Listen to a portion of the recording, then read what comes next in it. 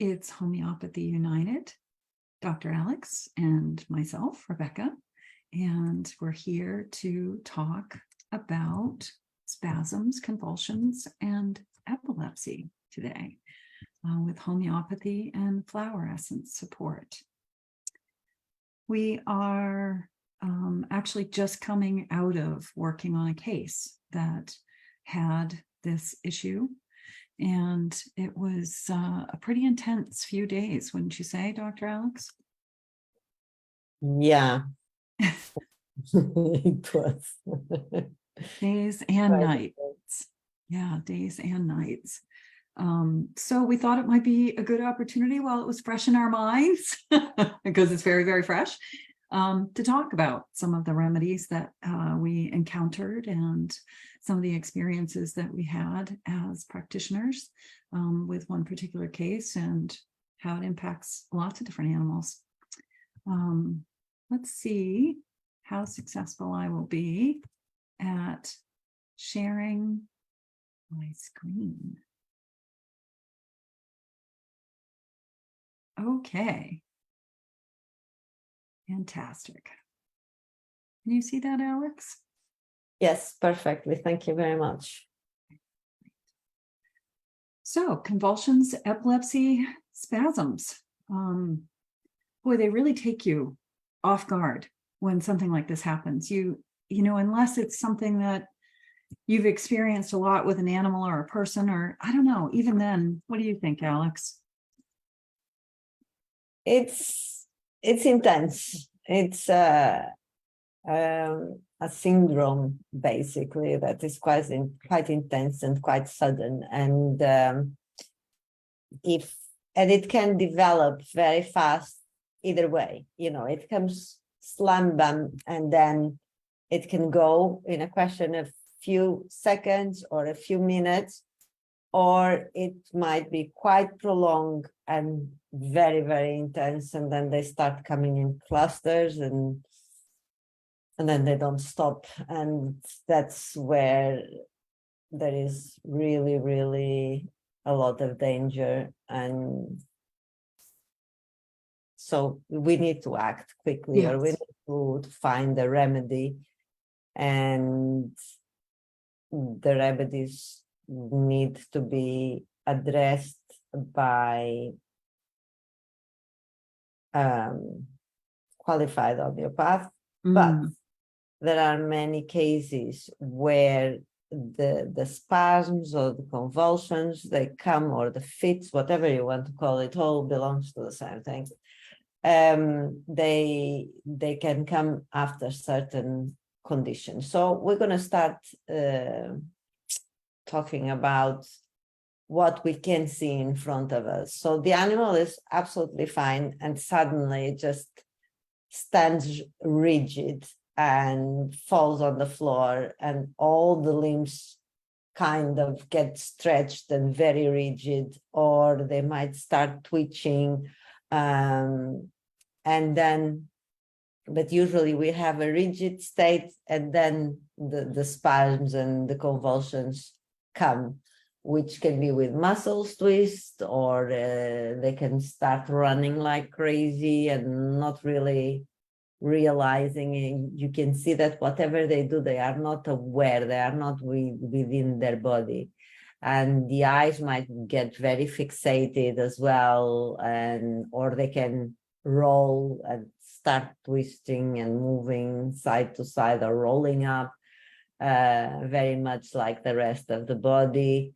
There might be the presence of salivation, or froth on the corners of the mouth, or even profuse salivation and thick salivation. And usually, but not always, is the convulsions are accompanied with involuntary urination and or stool. So this is what you can encounter suddenly. But as they come, they might last, you know, less than a minute or 2-3 minutes, and they disappear. And then they're gone. Yeah. Yeah, and the animal acts perfectly normal, like nothing has happened. Well, in some respects, I don't know that they are aware of what just unfolded. They're almost like they're trapped in their body. And if anybody has epilepsy, they might be able to, speak to that, what the sensation is like to be inside of that. I co-parented a dog for many years with my neighbor, and the dog would be alone for hours on end. And he was really good. But as he got older, their systems break down. And I think that's when we start to see more of a compromised system, sometimes in younger too. But he really scared me one night coming down the stairs. He had been home alone for many, many hours. And I was bringing him out, and he fell. This is a 90-pound yellow lab, and he fell down a flight of stairs and had a seizure right there in front of the house. And it all happened so fast, and within a minute or so, he was up and normal and going to the bathroom and doing his thing and ready to play and eat. And what we determined was that he was dehydrated. The dehydration after being alone for 12 hours, repeatedly, he would not drink. Even though he had water, he would not drink because he knew he wouldn't be able to go out to go to the bathroom. So we started to change up his schedule a little bit, but it's very, very alarming.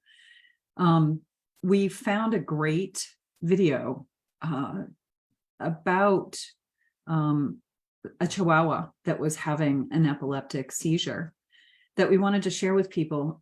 One of the reasons that I chose this video was because you can see that they put the dog in a laundry basket.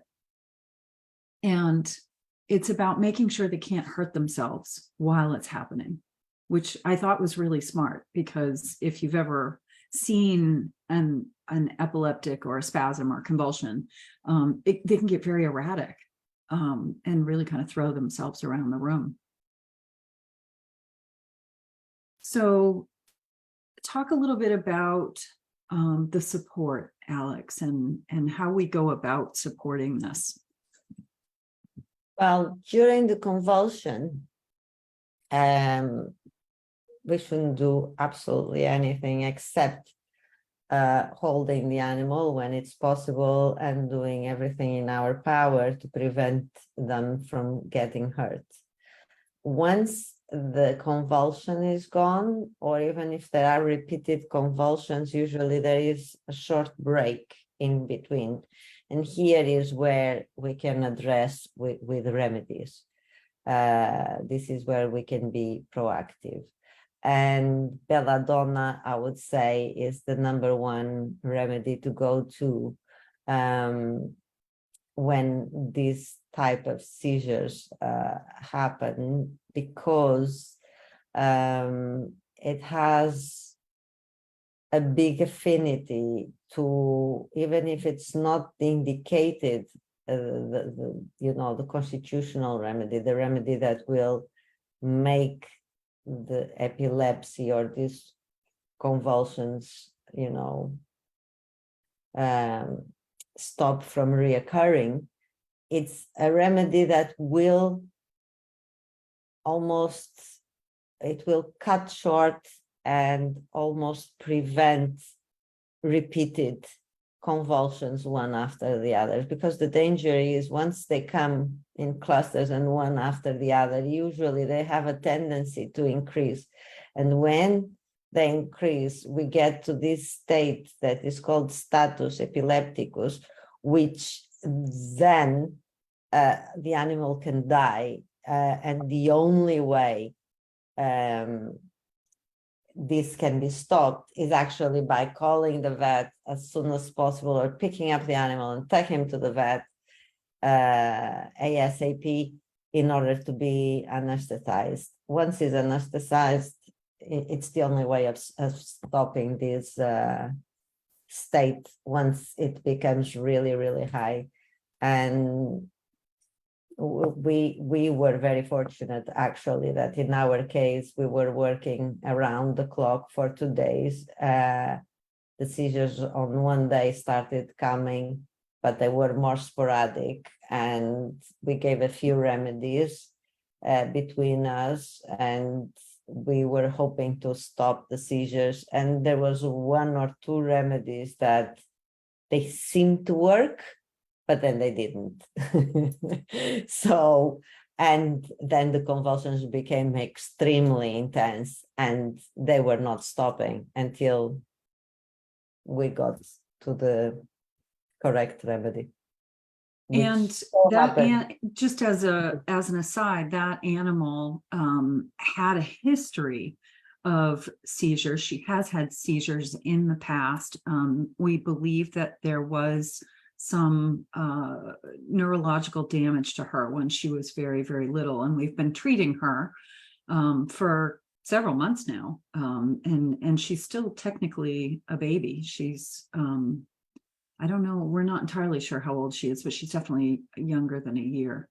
And it's been a complicated case, but we're happy to report that on day 3, things have settled and she hasn't had any more extreme reactions and responses. Actually, she hadn't had any more seizures, actually. Yeah, which is good. So in going to your point, it's successful individualized treatment that can address reoccurrence of things of this nature, and really of reoccurrence of many symptoms within people and animals. It's about individualization and really taking the case, understanding the case, understanding the person or the animal. And when you come to a condition such as this, you really do want to work with a practitioner. It's not something that you just want to randomly throw remedies at. If you repeat, if you continue to give different remedies over and over and over again, you can really confuse the case and you can complicate things. So we discourage people from doing that. It's one thing when it's an acute, it's very different when it's something deep-seated or a chronic. So the remedies, according to circumstances, we've outlined 6 of them. And the first one is silica.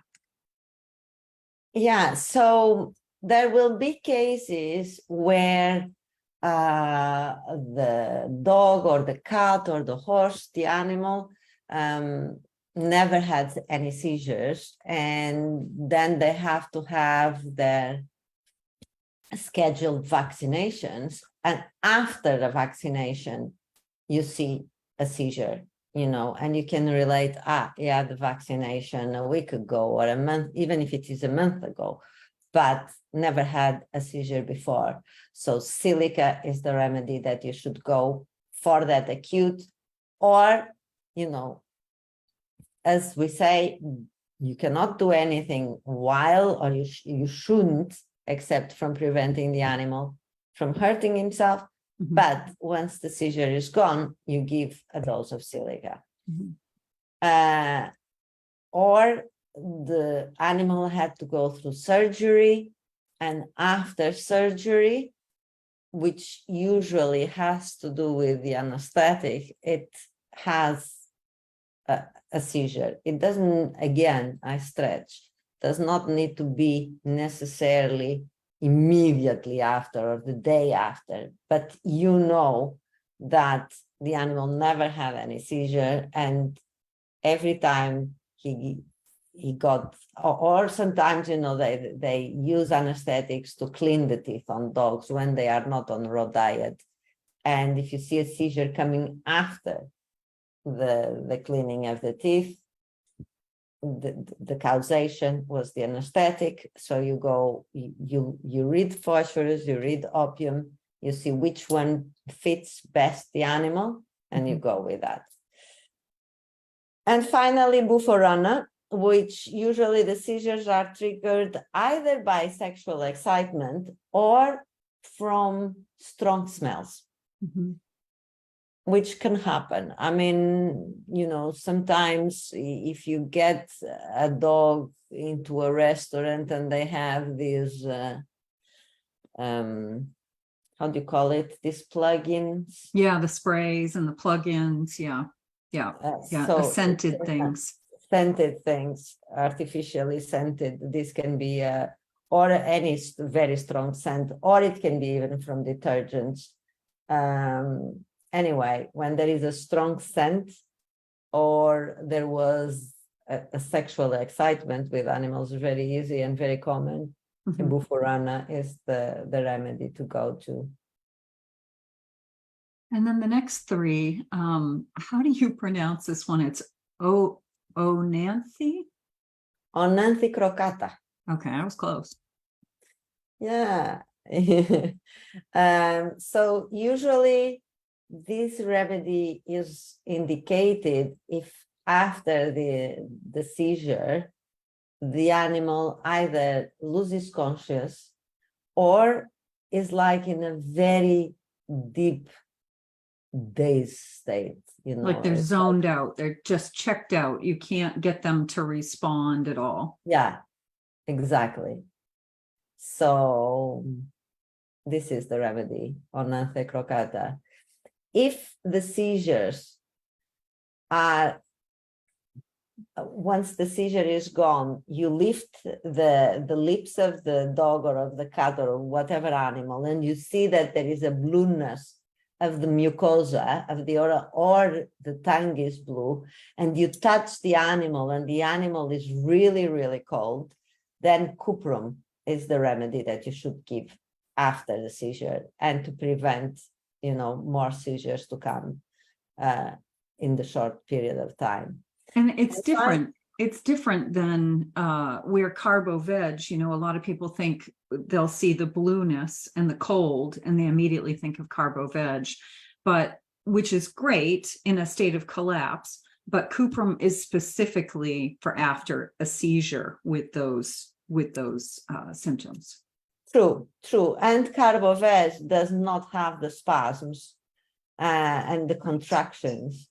And Cuprum is, a remedy all about contractions and spasms. Of course, there are many remedies for seizures and epilepsy and, Plambum, Veratrum, we can go on and on and on. But these are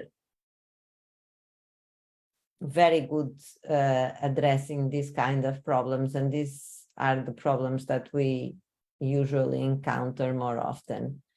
And finally, Stramonium. Stramonium has,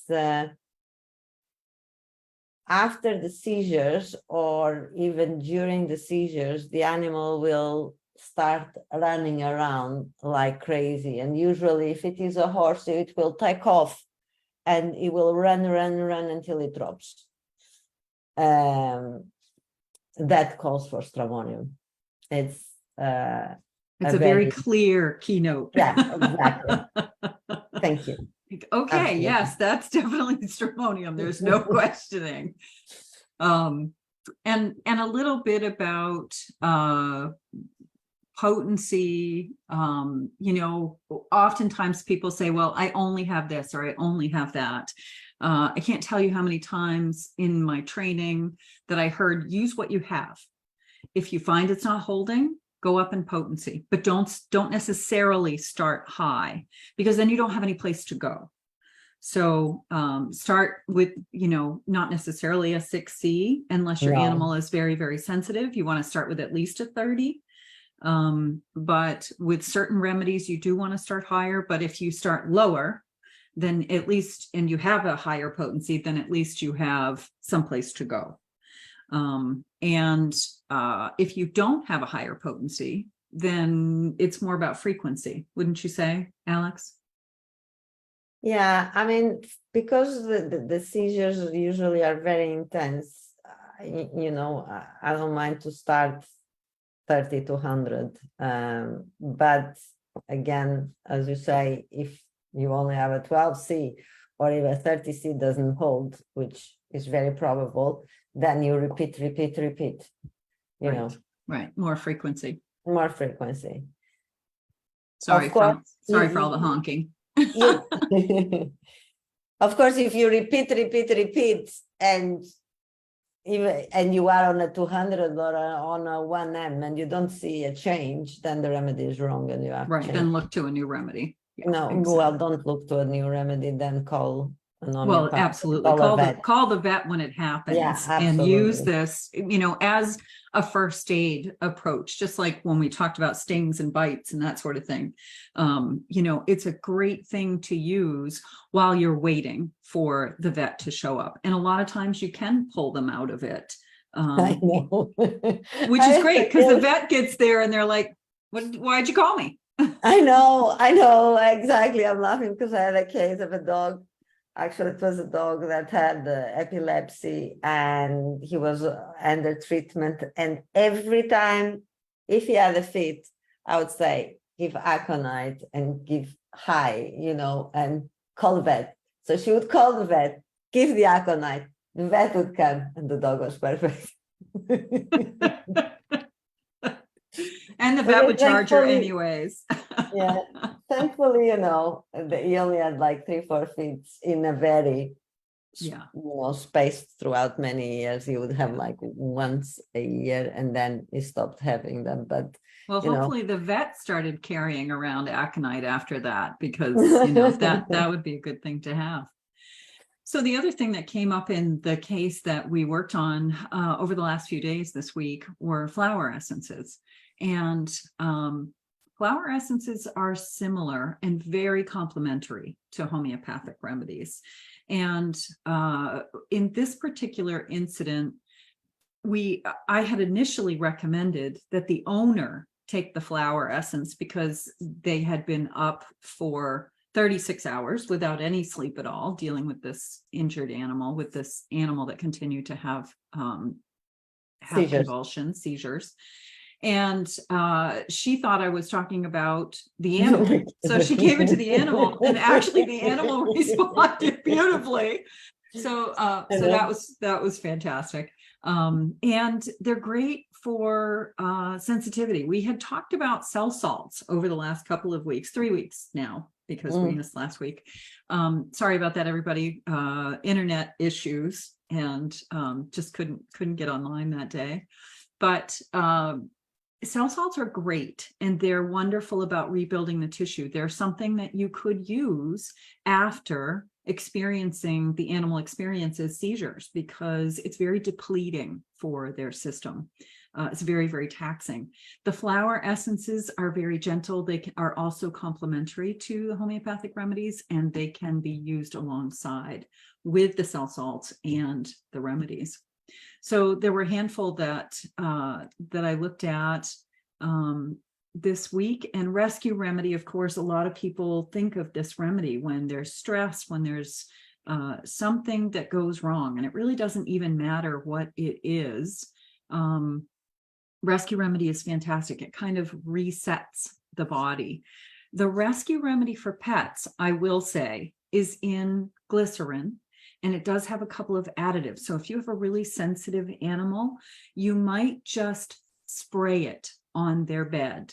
You might put a couple of drops in their water, not necessarily put it directly into their mouths if they're really, really sensitive to different things.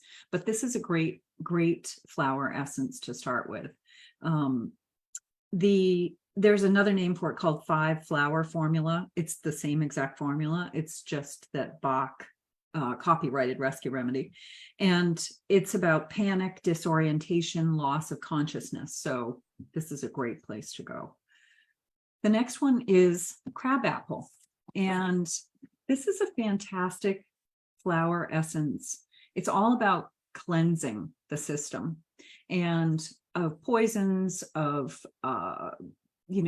outside influences, like you were talking about, Alex, the scents, the plugins, the sprays, things that trigger animals.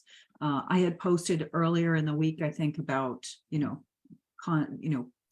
recommending that folks look at switching over to unscented products, especially for their animals and for themselves. But the crabapple is great because it stabilizes you, and it kind of grounds you and brings you back in your body at the same time that it's purifying and doing the cleansing action. There can be an obsession with certain things like being poisoned. If you have a really picky eater, sometimes if they won't touch certain things, sometimes crabapple is actually really good for that, but also very good for after seizures. Star of Bethlehem is in the 5-flower formula, and sometimes animals and people don't respond well to combinations. It's one of the reasons that we only do one remedy at a time, because we really want to know what's working. But this helps with shock and trauma, and when they can feel numb and trapped in a state of shock. It's either a recent or a past experience, which is kind of interesting that it can really help you kind of reset from that. It's comforting and very soothing of pains, mentally, etc. And then olive is actually the flower essence that I had recommended to the owner, and they ended up giving it to the animal, and then I believe they took some for themselves as well. This is such a fantastic flower essence. I was introduced to it. Have you ever used it, Alex? Do you have any experience with olive? No, I use it as a herb, not as a Okay. flower essence. So all about complete exhaustion, either after a long struggle, you were up all night dealing with an animal that was sick or giving birth, or you're working long hours, when the animal is not able to rest and reset, when there's exhaustion, think of olive. Again, you can put it in the water, you can put it directly in their mouths. Certain animals you need to be careful, because most of these are also in alcohol, like tinctures. However, the alcohol content is significantly lower than an herbal tincture, which is good to know. But all about restoring the energy and from depletion. And if you put it in the water, it's so diluted. And it does, it evaporates. Yeah. The alcohol is almost homeopathic. Yeah, exactly. And then yarrow, which I believe we've talked about that remedy before. This is such a phenomenal plant. Extreme vulnerability to the environment, easily depleted, toxicity, and your electrical system. So think about the brain after a seizure, or what it goes through during a seizure. Everything is misfiring. And this can smooth that out so that after they can really kind of settle and not have that panic, that fear, that, just anxiety through their whole body. So yarrow is very good for that. And then dandelion. I actually spent the last 2 days processing all of my dandelions. It was wonderful. We've had such a weird summer. Here it is, almost October, and my dandelions started to bloom again.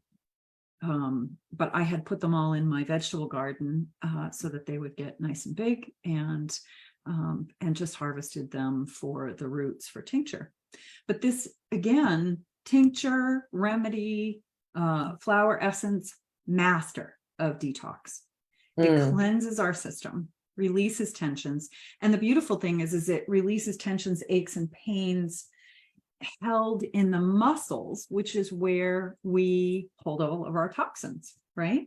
That's why they always tell you, if you've had any body work, if you work on your animal, not that you can force them to drink, but if you can encourage them to drink water, dandelion is a good thing to put in it when they are overly tense and over striving and hard driving. And that's really what happens to the body after a seizure. It's very taxing. And then the last one is Feverfew.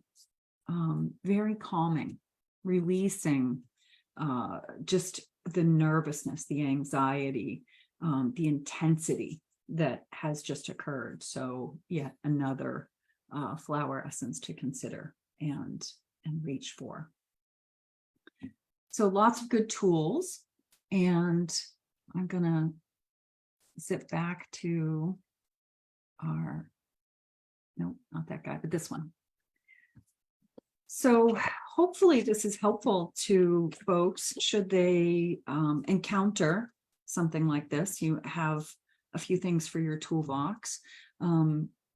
Alex, anything else that you would like to share just around some of the remedies that we touched on? I know there's a lot to say about Belladonna and its usefulness. Yes.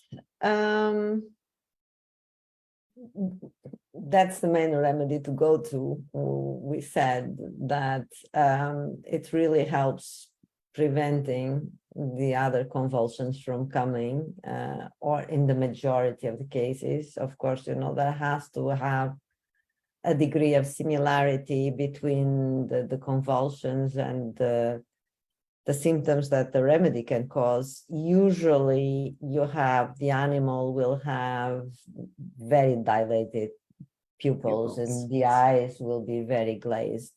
Of course, it will be quite close to aconites, I would say, in the way that they react. The only difference, because when you have glazed eyes and dilated pupils, the demeanor is of shock and fear, and that is what aconite comes across too. But with aconite, the pupils will not be dilated. With belladonna, look at the fruit, it's black. And in the old days, which resembles the pupil of the eye, and in the old days, the remedy is called, or the plant is called belladonna, because the women would put the juice of the berries in their eyes, which would make them very glazed and very shiny and with very dilated pupils. And that was the standard type of beauty. So, and that's why the name comes from belladonna, meaning beautiful woman. Donna is lady and Bella is beautiful. So belladonna is beautiful woman. And yeah, because the women were using belladonna in their eyes to make that's fascinating. I never knew that. Yeah. One of the things that I always think of with belladonna is that there's a little bit of delirium craziness that goes with this, almost aggression, even when people are sick. If they're really truly in a belladonna state, they can be very forthright. They might be saying the craziest things you've ever heard, and you might see that in your animal where they're acting very, very strange, but it also comes on very, very sudden. And somewhere there's going to be redness. In people, it's super red cheeks. In animals, it might be really red ears or red eyes or something to that effect. In animals, it might be really red ears. We're getting feedback from your computer. Oh God, Alex. What happened? Not sure. Anyways, we want to thank everybody for joining us today, and hopefully you found this very useful and that you have some new remedies to keep in your toolkit, and consider getting some potencies, different potencies of these remedies to have on hand, because it really can make a difference for your animal when a crisis happens. And always, if you have any questions, if you want to It was my fault. I saw many questions and I tried to see, and suddenly all.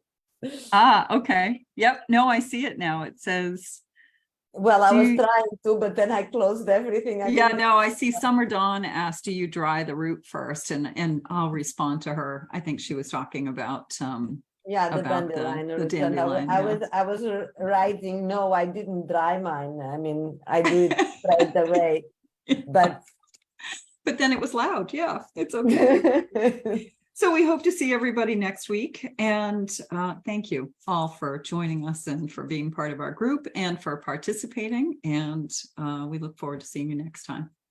Be well. Until then, have a nice week. Yeah. Ciao. Ciao.